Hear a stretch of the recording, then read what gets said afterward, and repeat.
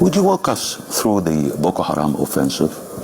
Boko Haram offensive was really not part of executive outcomes. That was STEP International that actually partook in that offensive. I need to first of all make it very clear that we were a subcontractor. There was a prime contractor appointed that appointed us as a subcontractor. Our initial aim was not Boko Haram per se, but it was to rescue the Chibok girls. They were the girls that had been kidnapped, and where the Western response was #SaveTheGirls. That type of nonsense does not save girls. Unfortunately, these girls became victims of a situation where the security had broken down in a specific area. They were kidnapped, and that was the first mission, rescue the Chibok girls. We then did a selection process of the Nigerian soldiers.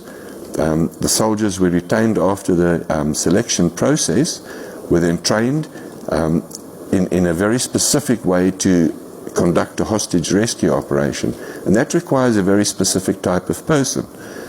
However, approximately 5 or 6 weeks into the training of the hostage rescue team, we were asked to change our mission, and that mission was to go to a town called Maiduguri in northeast Nigeria that had come under severe threat of Boko Haram. We then rapidly had to transition what we were doing and suddenly train a very offensive force with a minimum of equipment, and we rushed to Maiduguri. We met with the 7th Infantry Division commander.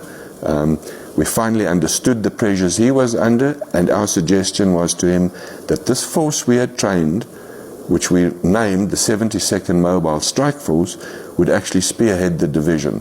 And that is precisely what we did. The operation was in 3 phases. The first phase was to actually cut a dividing line across northeastern Nigeria and isolate Boko Haram into 2 defined areas, and then mop up one area in the south was the start, and after that was done, mop up in the north. The division would follow behind, occupied terrain. We would train the division in situ in defensive positions, etc. But we were never allowed to execute the entire operation. So in 1 month, we took back terrain larger than Belgium from Boko Haram. We were not allowed to finish because it came at a time when governments were in the process of changing. I think President Jonathan's government possibly saw the entire Boko Haram contract, if we call it that, almost as a last gasp in order to regain popularity. The incoming president, President Buhari, was heavily supported by a foreign government, and one of the first missions was to terminate our contract. Could you name that foreign government? Yes, we were told it was the United States, and they had actually funded President Buhari's campaign. The campaign manager for President Buhari came from the US. And I'm not saying that the United States is bad. I understand foreign interests, but I would have thought that a threat such as Boko Haram on the integrity of the state of Nigeria ought to be actually a priority. It wasn't. Why do you think the US would intervene to abort such operation? Again, I can't answer that. I think that the US can answer, but what I've come to realize that is when a government's foreign interests clash with the state's own domestic interests, conflict is bound to ensue. And those conflicts usually just continue with no end.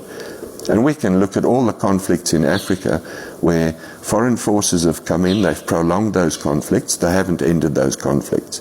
And the amount of money and manpower and equipment thrown at those conflicts says to me that something is wrong if no end result is achieved.